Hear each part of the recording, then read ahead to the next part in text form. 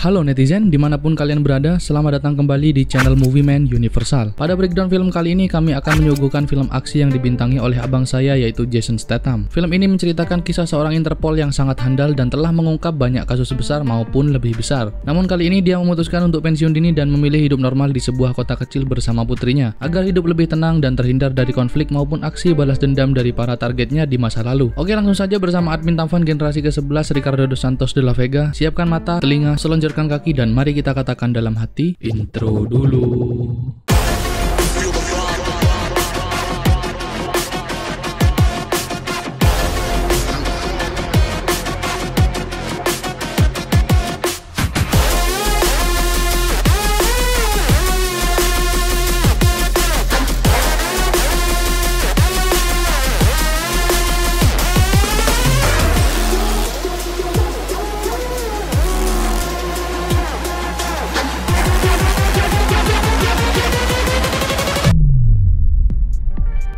Film ini dimulai dari sekumpulan geng motor yang sedang berjalan iring-iringan. Mereka memiliki bisnis rahasia, yaitu memproduksi dan menjual narkoboy. Ini adalah Danny T, pimpinan mereka, Phil Broker, Interpol yang sedang dalam penyamaran, dan Jojo, anak dari Danny T. Dalam melakukan penyamaran ini, tentu saja Broker sudah melakukannya sejak lama agar mendapatkan kepercayaan dari Danny T sebelum mereka melakukan penyergapan. Karena di sini Danny T merupakan pemain kelas kakap, guys. Tak lama setelah itu, para polisi anti narkobeng datang menggerebek tempat tersebut. Danny T dan putranya sempat mencoba melarikan diri, tapi karena polisi sudah berada di mana-mana, mereka berdua gagal melarikan diri, guys. Dan seketika Broker melakukan aksinya yang terbilang nekat. Mereka berdua pun lemas tak berdaya di dalam mobil. Broker membawa Danny T keluar dan memborgolnya, namun Jojo masih bersikeras memegang pistol di tangannya. Broker pun mendor kaki Jojo agar dia berlutut, tapi saat Jojo meraih sesuatu dari dalam jaketnya, dia pun dihujani timah panas oleh para polisi di sekitarnya, sesuai dengan protokol yang ada. Jojo pun menghembuskan nafas terakhir di hadapan ayahnya. Broker sempat cekcok dengan seniornya karena seharusnya Jojo harus dibiarkan hidup, tapi apa daya nasi di sini sudah menjadi bubur ayam. Broker pun pergi tanpa meninggalkan sepatah kata, dan inilah film Homefront tahun 2013. Setelah kejadian itu, Phil Broker memutuskan untuk pensiun dini dari kesatuan Interpol dan hidup bersama putri sematawayangnya di New Orleans, sebuah kota kecil yang jauh dari hiruk-pikuk perkotaan. Ini adalah Maddie Broker, putri dari Phil Broker. Saat itu dia sedang asik bermain di halaman depan sekolah. Tiba-tiba dia diganggu oleh Teddy, teman satu sekolahnya yang memang rodok mokong dan usil, guys. Maddie mencoba memperingatkannya, tapi si Teddy ini malah menjadi-jadi. Akhirnya Maddie melepaskan sedikit gerakan membela diri yang diajarkan oleh ayahnya, dan si Teddy pun tertidur pulas. Tak lama kemudian ayah Maddie datang ke sekolah untuk melihat situasi dan kondisi. Di sana dia juga melihat kedua orang tua Teddy yang sedang berapi-api, terutama ibunya. Dia adalah Cassie. Kok jadi teringat pembungkus HP ya? Itu casing, jancu. Broker di sini ditemui oleh seorang wanita yang dimana dia adalah guru konseling di sekolah tersebut. Phil Broker bilang kalau dia mengajari putrinya hanya untuk membela diri, tidak lebih. Dan Broker menambahkan kalau ibu Maddie telah meninggal beberapa bulan yang lalu sebelum dia pindah ke kota kecil ini. Saat obrolan mereka telah selesai dan hendak pulang, Teddy dan ortunya berada di halaman depan sekolah, sengaja untuk menunggu Broker keluar. Di sana juga ada seorang sheriff yang selalu update kalau ada keributan. Broker pada dasarnya tidak ingin ada keributan, guys. Tapi karena bapak si Teddy ini belagak jagoan, akhirnya hanya dengan beberapa gerakan saja Broker mampu menjatuhkan Jimmy, ayah si Teddy. Epic moment gitu, belagak jagoan tapi disenggol dikit KO, guys. Sang sheriff pun membiarkan Broker pergi karena dia tahu persis siapa yang cari masalah duluan. Dalam perjalanan pulang, Cassie tidak henti-hentinya ngatain suaminya itu. Dia merasa dipermalukan di depan umum dan Cassie bilang kalau dia akan mengadukan hal ini pada saudaranya. Dan ini adalah Gator, kakak kandung si Cassie. Dia adalah preman di wilayah sini yang memiliki bisnis narkobeng. Cassie mengadukan hal tersebut pada Gator agar menakuti Broker dan tidak macam-macam pada keluarga Cassie. Gator juga punya beberapa tukang pukul yang siap beraksi. Di sisi lain, Broker dan Maddie hanya hidup berdua. Broker adalah seorang ayah yang sangat menyayangi putrinya itu. Siapa bilang ayah tidak bisa menjadi ibu? Broker bisa menceritakan dongeng sebelum tidur setiap malamnya, memberikan mainan dan boneka, mengantar jemput saat bersekolah dan sebagainya. Dan yang paling penting, dia bisa merawat Maddie sampai dewasa. Broker juga menuruti keinginan Maddie untuk memiliki kuda pribadi untuk menghibur kesepian mereka. Keesokan harinya Broker mengantar Maddie ke sekolah dan dia bertemu dengan Susan, yaitu guru konseling Maddie yang terlihat sangat beautiful. Kemudian Susan berkata kalau di kota kecil ini gosip cepat sekali tersebar dan kadang mereka berbuat seenaknya sendiri. Dia menghimbau agar Broker menghindari keributan sebisa mungkin. Atas saran dari wanita itu, Broker kemudian mendatangi tempat kerja Jimmy dan meminta maaf atas kejadian kemarin. Jimmy pun merasa aneh karena orang sejago dia datang minta maaf sendirian. Ya memang si broker pindah tempat ke sini hanya ingin hidup tenang dan meninggalkan masa lalunya yang sudah banyak berkecimpung di dunia bajingan. Sepulangnya dari sana, broker berhenti sejenak di sebuah pom mini untuk beli pisang goreng. Untuk misi BBM, Canco. Di sana dia dihampiri oleh dua orang berbadan besar yang nyari masalah. Mereka berdua ini adalah orang suruhan si Gator. Insting polisi broker masih sangat tajam. Di sini dia curiga kalau dua orang ini memang nyari-nyari masalah dan akhirnya broker pun memberikan sedikit oleh-oleh untuk mereka berdua.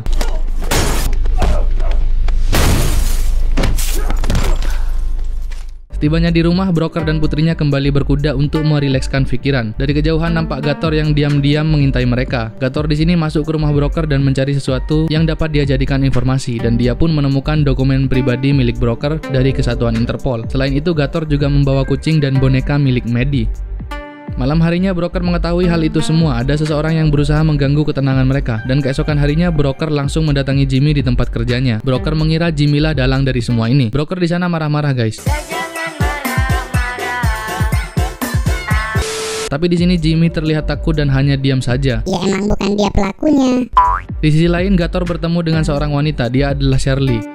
Nah, di sini Gator bertanya tentang kasus Danity 2 tahun silam yang dulu berhubungan dengan Phil Broker. Dan Shirley berkata bahwa Danity sampai saat ini masih sangat dendam pada Broker. Gator melihat ini adalah sebuah peluang bisnis, di mana bisnis narkobengnya bisa berkembang dengan koneksi menuju jaringan milik Danity. Kemudian Shirley menemui rekan Danity. Shirley berkata bahwa dia akan memberikan informasi tempat tinggal Phil Broker asalkan bapak ini mau membantu membesarkan bisnis penjualan narkobengnya. Tak butuh waktu lama, bapak tua ini langsung menemui Danity di penjara. Dia pun mengutus anak buahnya di luar untuk menghabisi Broker. Secara Danity bukan bajingan sembarangan, dia memiliki koneksi yang sangat besar. Beberapa hari telah berlalu, ibu Teddy terlihat malu-malu karena Maddie mengundang Teddy ke pesta ulang tahunnya. Di sini tampak inisiatif baik Broker dan putrinya agar tidak memperpanjang apa yang sudah berlalu. Kemudian Broker dan Tedo mempersiapkan beberapa meja untuk ulang tahun Maddie besok pagi. Tedo yang sudah lama tinggal di kawasan ini menceritakan beberapa hal pada Broker, termasuk si Gator, si preman setempat yang sok jago dan disegani. Disinilah Broker mulai curiga pada Gator.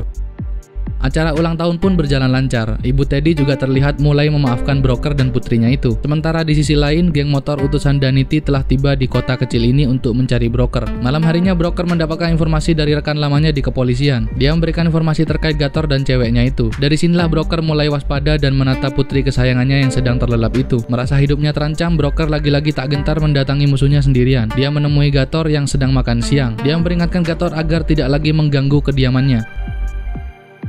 Saat hendak pulang, Broker mendapat email dari rekan kerjanya tentang Shirley. Maaf jaringan agak lelet, guys. Setelah Broker mengetahui hal itu, diam-diam dia mendatangi tempat Gator. Di sana dia menemukan sebuah gudang tua untuk membuat narkobeng. Dengan cepat si Broker mempelajari tempat itu untuk dimusnahkan dengan sedikit trik. Broker pun menyelesaikan pekerjaannya. Tak disangka-sangka saat itu dia melihat Luther, kucing hitam kesayangan si Maddie yang diculik beberapa waktu lalu. Saat dia berhasil menangkap Luther, seseorang telah berdiri di belakangnya. Tapi ini bukanlah situasi yang sulit bagi Broker.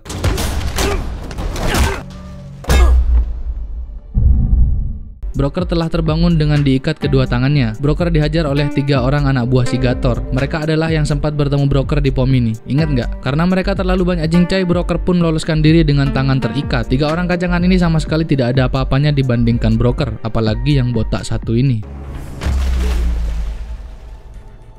Karena kejadian tersebut, Broker mengajak Maddie untuk segera pindah dari kota ini. Mereka sempat cekcok karena Maddie telah betah tinggal di sini. Broker bukannya takut ya guys, tapi dia hanya khawatir akan terjadi sesuatu pada putrinya.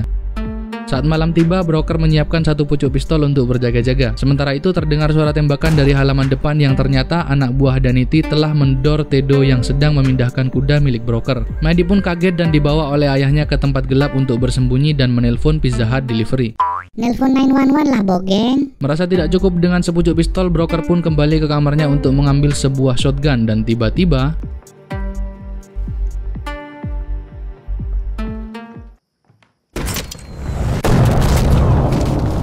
mendengar suara tembakan. Maddie berusaha kabur dan berlari tak tentu arah karena panik. Sementara itu, Broker menghadapi para anak buah Danity sendirian. Maddie berlari ke arah sungai dan bertemu dengan Shirley. Dia pun dibawa kabur menggunakan perahu. Sementara Broker berusaha mengejar Maddie namun gagal. Para polisi pun datang ke tempat Broker dan ikut membantu menangani kasus ini. Maddie menelpon ayahnya dan memberitahu ciri-ciri lokasi di mana dia dibawa. Broker pun langsung meluncur ke sana karena dia tahu lokasi yang dimaksud adalah gudang tua milik Gator. Kabar ini pun sampai ke telinga Casey dan dia menanyai Gator kenapa hal ini sampai menjadi serumit ini. Padahal awalnya dia cuma meminta Gator untuk memberikan sedikit gertakan pada broker, tapi Gator malah mendatangkan geng motornya Danity. Hadada. Dan saat Casey menyalakan lampu, tiba-tiba gudang pun terbakar dan Gator pun menatap bisnisnya yang telah musnah. Ini dikarenakan broker yang memodifikasi arus listrik tersebut di scene sebelumnya. Kemudian Gator menjadi sangat marah pada Casey. Dia merebut Maddie darinya dan membawa Maddie kabur. Kebetulan broker baru saja tiba di tempat itu dan seketika ia putar balik mobilnya dan mengejar Gator. Aksi kejar-kejaran pun tak terelakkan, tapi sayangnya mobil broker jungkir balik Mina Bobo karena menyenggol sebuah besi di sebuah jembatan. Broker pun berada di posisi yang tidak menguntungkan saat Gator mendekatinya. Tapi di sini Maddie tak henti-hentinya berteriak agar Gator tidak menembak ayahnya itu. Dan dari kejauhan juga nampak sheriff yang siap melumpuhkan Gator jika dia macam-macam. Tapi karena Gator kebanyakan mikir, tiba-tiba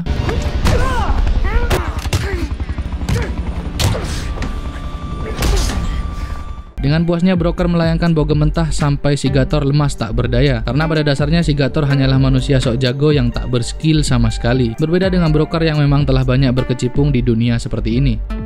Film ini pun berakhir dengan happy ending guys. Broker dan putrinya selamat dan mereka bahagia selamanya. Kami memberikan rating 9,7 pada film ini dan merekomendasikan kalian untuk menonton film ini sepenuhnya. Subscribe dan nyalakan lonceng agar tidak ketinggalan update dari Movie Man Universal. Bye.